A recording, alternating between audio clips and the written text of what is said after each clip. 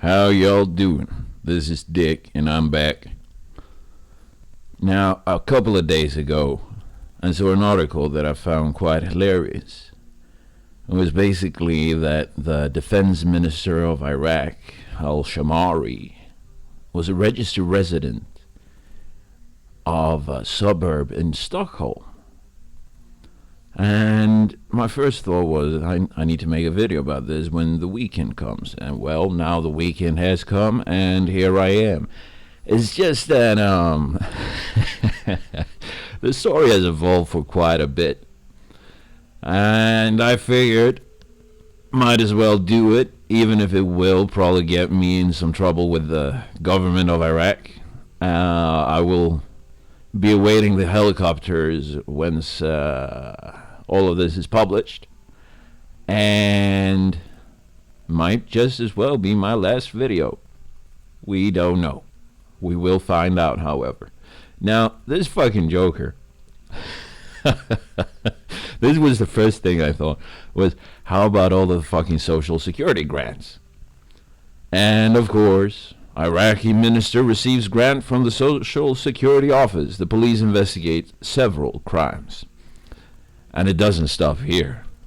Oh, please believe me, it's gonna get some spice. News today reveals that Iraqi Defense Minister Najah al-Shamari and his wife are receiving contribution from the Social Security Office of Sweden. A source within the police department reports that as early as November, a notification was received of both non-contributory and national accounting violation. In the application for a grant from the Swedish Social Security Insurance Agency, the Minister of Defense and his wife have stated that they lack employment income and that they live on Social Security contributions. It was on Tuesday that News Today revealed that Iraq's Defense Minister Najah al-Shamari is registered in a Stockholm suburb, despite being obviously in Iraq.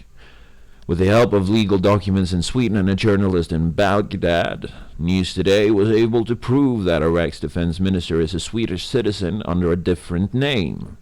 So here's the thing that a bunch of people that has been following along in the Swedish news report about the migrant situation here has been that migrant critics are saying that they come with faked identities. That these people are plotting and scheming and basically scamming the shit out of us. I just got to check that we're recording. Yes, we are.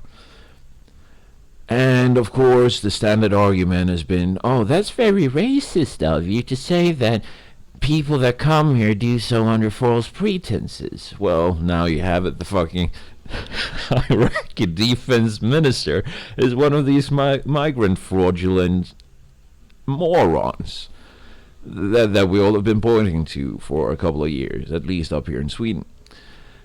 Now News Today can reveal that the scandal does not only cover criminal records but also non-contributory crimes. A source within the police department confirms that a preliminary investigation is underway. Both he and his wife are on grants, the police source says. The contribution paid to Iraq's defense minister and his wife come from the Social Security Office. One of the grants amounts to approximately 5,200 Swedish crowns, which is about 520 bucks. And another grant for multi-child supplements amount to 4,480 Swedish crowns, which is about $448. So you're close to like $1,000 US dollars. The application, which both signed, state that both live on Social Security support. And a reporter to the police has said that he should be the Minister of Defense in Iraq and make big money there. Already at the beginning of November, just over a week before News Today revealed that Najah al-Shamari is registered in Sweden under a different name, a police report was filed on both the contribution and accounting violation. It was an anonymous reviewer who told me that the man is the Minister of Defense in Iraq while he is registered in Sweden. The notifier is anonymous. They state that the entire family has been living in Iraq for several years. The man and the family should be the Minister of Defense in Iraq and make big money there. They return to Sweden a week per year and maintain the belief that they live in Sweden. The children must be registered at some free school in Sweden, usually Islamic free schools that get tax support, of course, because they're brown people, they live in Sweden, and they need to get fucking tax support. The apartment at address removed should be rented to someone else, reads the police report. So, he's scamming the Swedish government, telling us that he's living here, that they live on benefits, that they need benefits. And he also has an apartment that is 99.99% certain that the taxpayers pay for. Because usually if you come from like Iraq and you live in Sweden, you do not pay your own rent. You do not pay the bills in connection to renting an apartment or a house or anything like that, because as you're a foreigner, you cannot pay for shit according to the Swedish ministries of whatever. So not only is he scamming the state out of this, he's also renting out the apartment on a second-hand contract, which means that he could probably about double what the apartment actually costs being in Stockholm, given that we have an accommodational crisis here in Sweden where most Swedes cannot find a place to stay if they wish to move anywhere. Furthermore, the Minister of Defense has been suspected in 9 different cases with the police since 2015. This is the latest case concerning non-payment of grants. At the beginning of November, another police report was also set up, but there with the Minister of Defense as the target owner. Data from that report confirms that the identity that is registered in a Stockholm suburb is in fact in Iraq. There, someone has ordered stuff in his name, and a relative of him then states that he has been abroad since January 2019, says the police source. News Today has sought the Minister of Defense's relatives in Sweden for comment. A woman who appears to be his daughter was on the phone when she was asked if his father is the Minister of Defense in Iraq. The police source also reports that the Swedish Social Insurance Agency has launched an investigation into the same case. Now, this is funny and all of that. This is obviously a welfare scam. This is obviously not of good intentions. But I want to fuck you, 666. The Iraqi defense minister is sexually harassing a young Swedish man.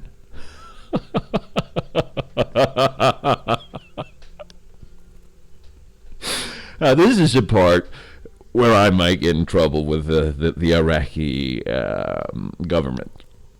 This is why I suspect that there might be some Iraqi commandos coming my way once you've seen this. So here we go.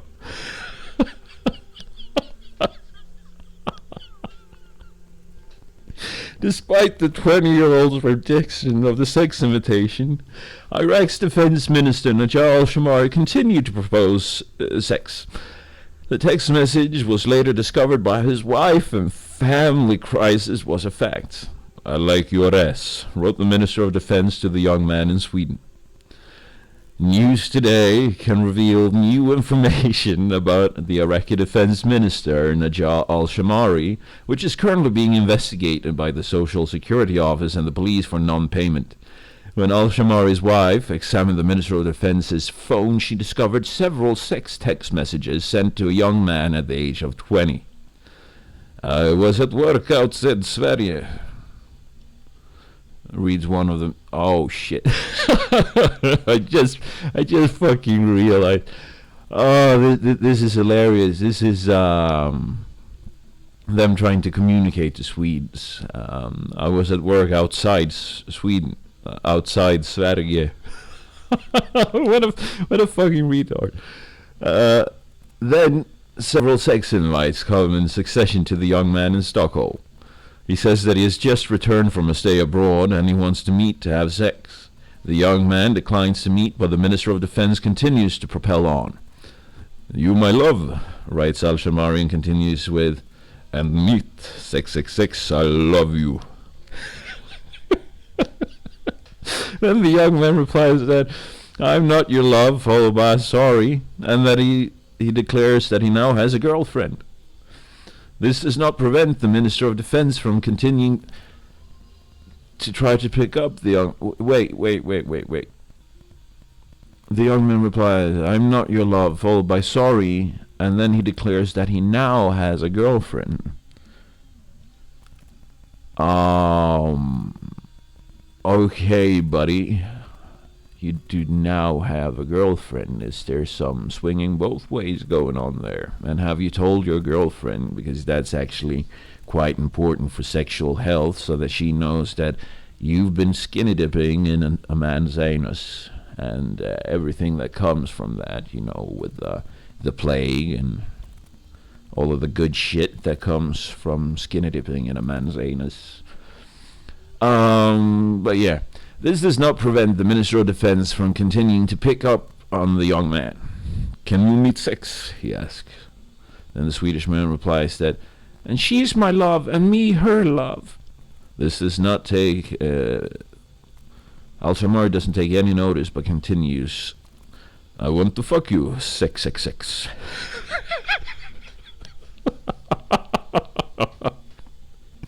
And the young man, who is now tired of the sex invitations, answers again, "Are you crazy?" And later in big letters he writes that, "I have a girlfriend." But even this does not stop the sexist defense minister. "I like your ass," writes Al-Shamari. News Today has called the phone number to which the text message is sent. A young Swedish-speaking man answers, but does not want to be known by the name that appears in the police's preliminary investigation protocols, and he does not want to make any further comments.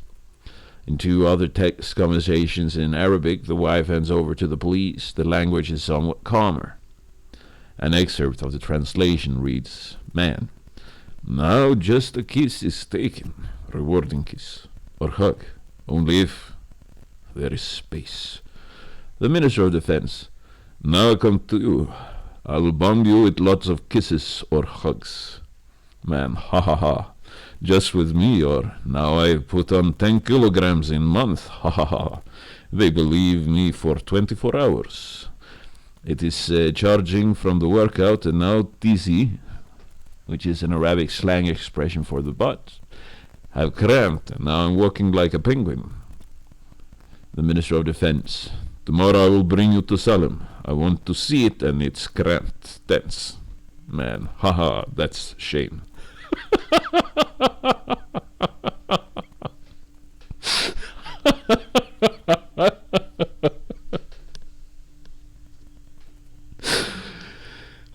To quote the African guy, "Why are you gay?"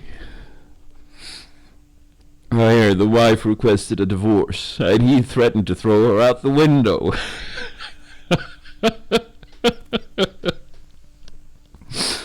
Oh my God. The police investigation report shows that Najal Shamari's wife was ill-treated, and that it is alleged that he also threatened to kill his wife.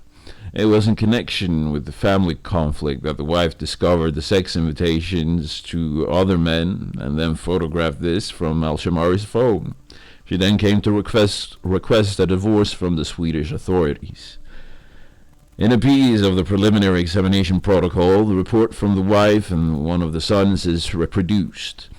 The mother says that her father has beaten her for many years, but that it has gotten worse.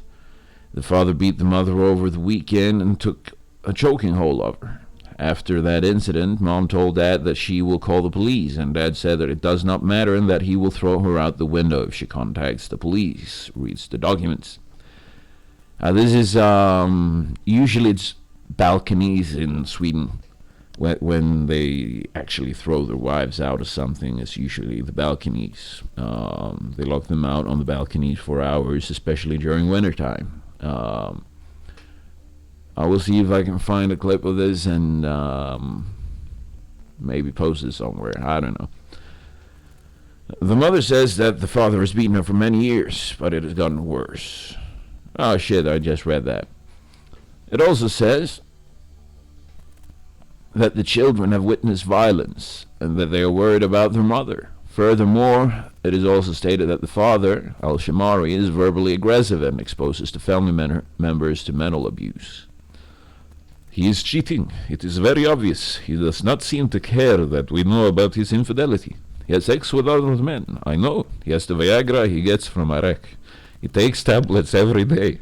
When I tell him that he is wrong with me, he yells at me and hits me, the wife says in a police interview.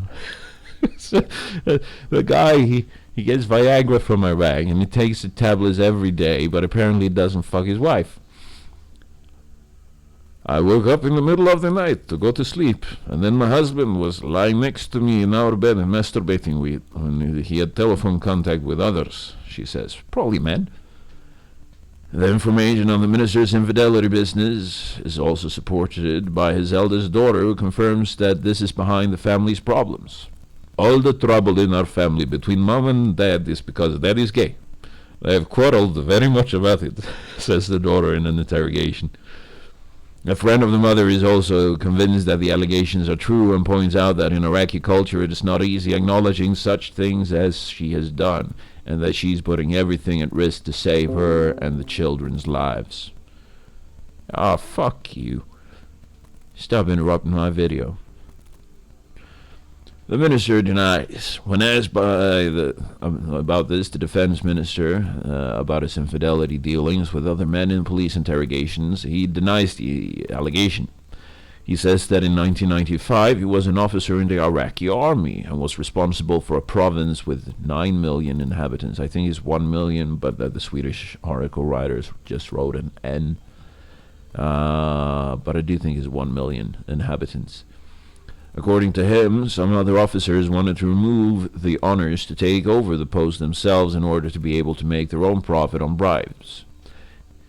He tells me that at one point at night, he awoke to the fact that 2 soldiers were in the bedroom. They had put him in a trap and said he was sleeping with a soldier. In the Iraqi military, homosexuality is punishable with death, he explains. According to him, an investigation was done, and that it reached even to Saddam's level. It was a trial. The investigation and trial showed that it was wrong, and he was acquitted.